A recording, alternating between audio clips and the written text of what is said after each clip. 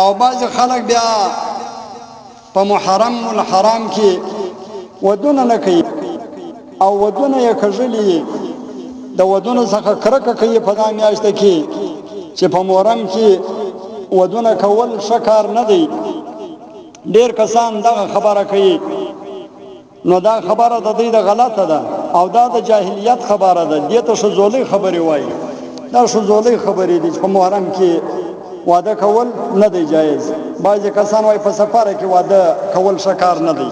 بعضې وایي د دوو اخترو په مابین کې واده کول ښه کار نه دی. دا د جاهلیت خبرې دي. دا په دین اسلام کې نشته. ځکه په ټوله کال کې یو منټ یوه ګنټه یوه ورځ داسې نشته چې په هغه کې د واده کول ناجایز او یا دې پکې مکروه وي. ځکه واده کول نکاح کول عبادت دی، نو عبادت ته څنګه سړی حرام وایي په یو وخت کې؟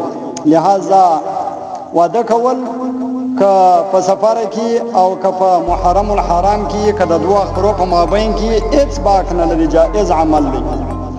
او بعضې بېدینه او د خدای پاک د قهره ډک خلک لکه شیګان، خبیثان، ګستاخان چې خپل ځانونه په چړو وهي په 14مه ورځ باندې چې دا دوی د ثواب عمل بولي او د ځان دپاره د جنت د دخول او د خدای د رضا ذریعه بولي. لیکن دا هم ودی ته د الله جل جلاله د قهر او غضب یو لویه علامه ده چې الله جل جلاله ودی ته په قهر دی او په غضب دی. نو د ډېر قهر او د غضب په وجه باندې الله جل جلاله د دوی په خپلو لاسو باندې د دوی څخه انتقام او بدله اخلي. ځکه شیګان چې دي هغه ډېر ګستاخه او ډېر بې غیرته کفار دي. په ټولو کفارو کې ډېر بې ادبه او ګستاخه او زموږ د قرآن پاک، زموږ د محمد رسول الله صلی الله علیه و آله وسلم او زموږ د پیغمبر د صحابه کرامو د هغو ډېره ګستاخي کوي. دا بې ادبه چې نور کفار دومره ګستاخي نه کوي لکه څومره چې دا شیګان خبیثان د سنیانو څومره دښمنان دي.